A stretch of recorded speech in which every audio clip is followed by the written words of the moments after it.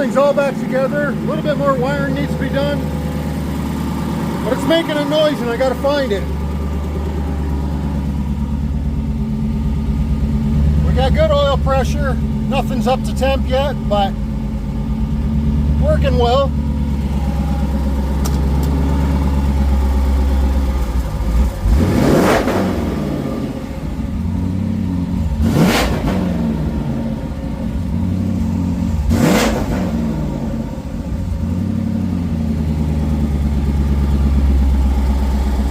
Yeah, there's that.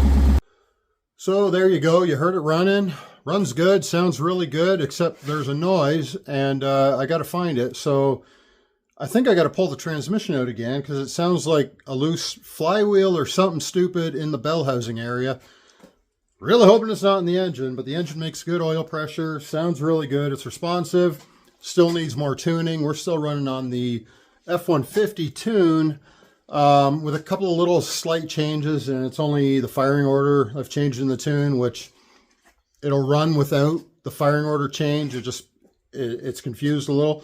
And there's oxygen sensor bank versus pulse something setting for your long-term fuel trims, even your short-term fuel trims. If you don't change that, one side of the bank goes way up and the other side goes way down on the fuel trims, and it doesn't know how to adjust for that, so it keeps throwing fuel at the wrong bank. And I know this for fact. So that's changed, and fuel trims are okay. They still need adjusting for the Mustang cams and firing order, whatnot. I did spend a whole bunch of time wiring. I don't record that because it's boring and frustrating, and honestly my wiring looks atrocious, so we're not going to go through that. I will spin you around and show you what I have done back in the inside. So 1 second here.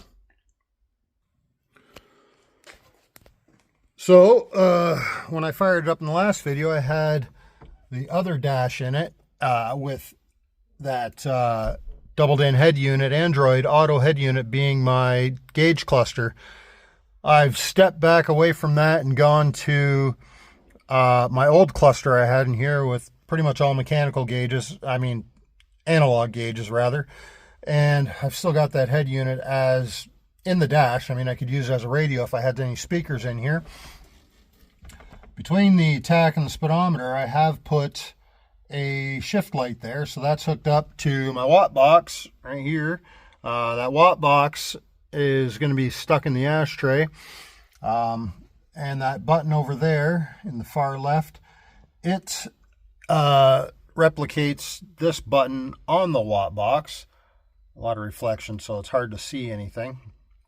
So all I got to do is push that button, and I can change most of the parameters in the watt box for two-step and watt shift in the watt box. So yeah, that's that. I'm really happy that the engine runs and it sounds good. It's just it'll be just a matter of finding that noise, and whether it's the flywheel and the clutch, maybe something's not quite tight or not quite aligned. I don't know for sure, but it comes from the bell housing area. Really hoping it's not in the engine. So I'm going to start pulling this thing apart, and I'll throw some updates here or there. So now it's April 20th. Yes, 420 if you do partake. I do not. But it got cold again, so I'm wearing a toque again. Ranger is up on stands again. I'm going to find the noise behind the bell housing, or in the bell housing area, and like I said, really hoping it's not from the engine itself. I did have it running and found that the harmonic balancer or crank damper, front pulley damper, was bent. That's the one that came off the front end collision Mustang. I didn't notice that, so it was wobbling. It was 95 thou out of square. So I took that off, hoping that was the noise. Put the F-150 engine harness, or F-150 engine balancer on there, And I didn't know if that was any good either, because that's the one that was on the engine when I dropped the engine on its face. So it's on there, it's better. That's not shaking anymore, but the noise is still there, and I'll insert a little video of that Mustang balancer wobbling on here.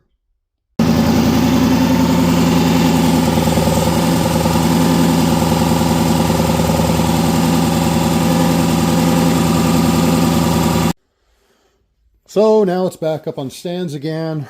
I'm going to go have lunch and a coffee with my wife in a little bit here. So as soon as I get back, the transmission's going to come out again, and I'm going to see what I can find. So the transmission will come off, the bell housing will come off, the starter will come off, the flywheel, the clutch. I'm going to take that all off, inspect everything as it's coming apart, and see what I can find. But I don't know, it sounds almost like the flywheel's not sitting flush on the crank, so something's got a vibration or a wobble or something. It's smooth, it's just making a noise, and I'm going to find that, and I'm hoping it's in the bell housing area. Once I get the clutch off, I'll put the flywheel back on and rotate it and see where that sits.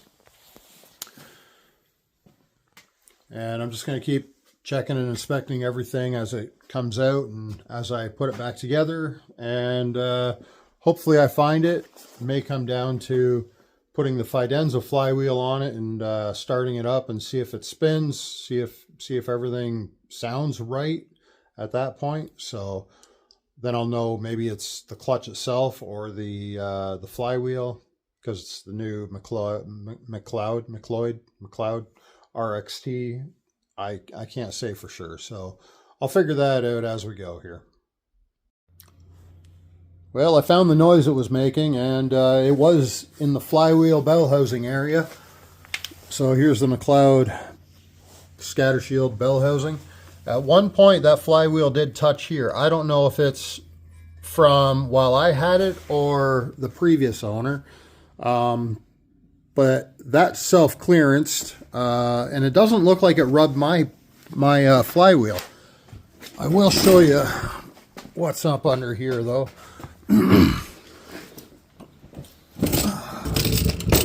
So here's this separator plate, and I got a lot of filings right in here. It's my crank sensor, reluctor wheel, and it's been rubbing on the separator plate just outside the reluctor wheel. So that didn't happen on the Fidenza flywheel. The Fidenza started tapering out right after this reluctor wheel, and the McLeod does not. Oh, let's get up here. It's a long way up and down, up and down. So here's where that separator plate is rubbing on this McLeod flywheel. This, where it starts tapering down here, is about 3/4 of an inch smaller than this here. And that's, 3/8 of an inch there where it's rubbing. So I found my noise. Not a huge deal, but it is a bit of a pain in the ass, because the transmission is out, the bell housing is off, the flywheel is out now. I even measured, I got the dial indicator there.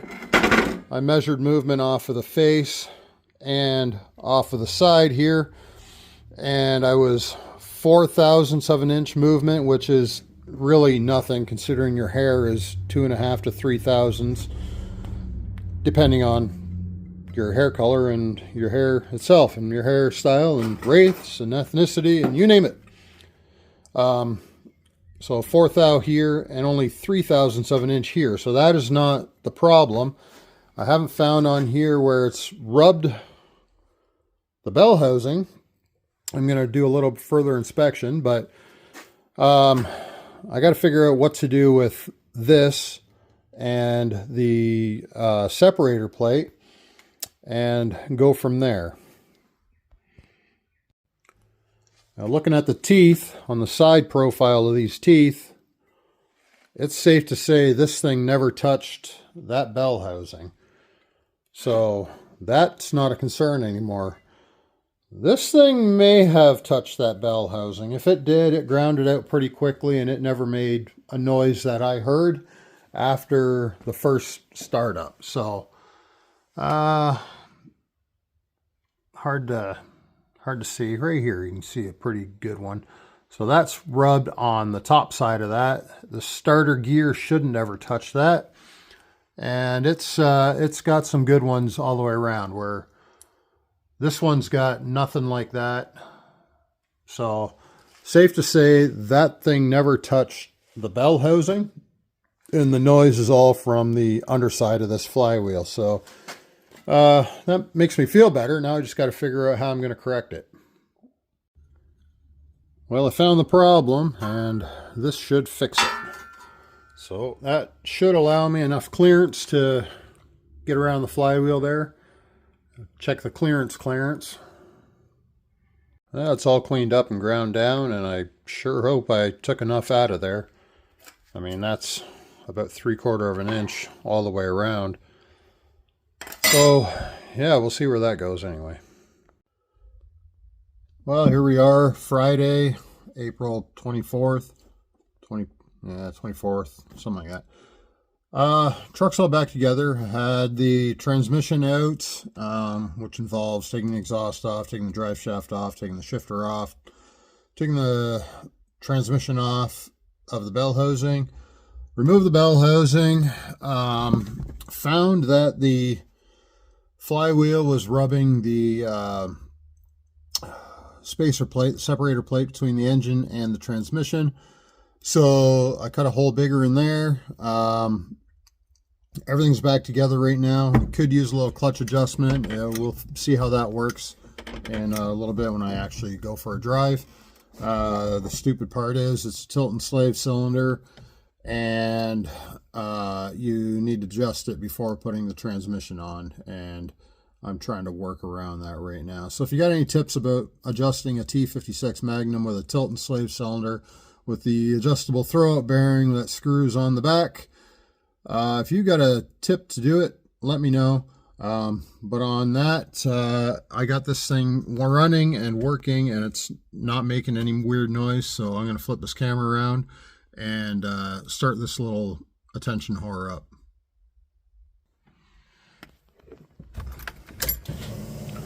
Well, we got gauges and whatnot. Tack does its thing. Let's see what actually happens when I try and start it.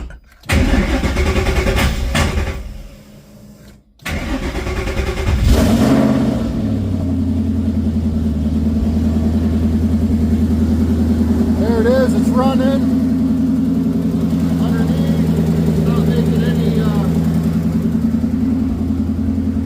Not making any knocking noise like you probably could have heard in the last video, or the last part of this video, but I'll give her a little rev.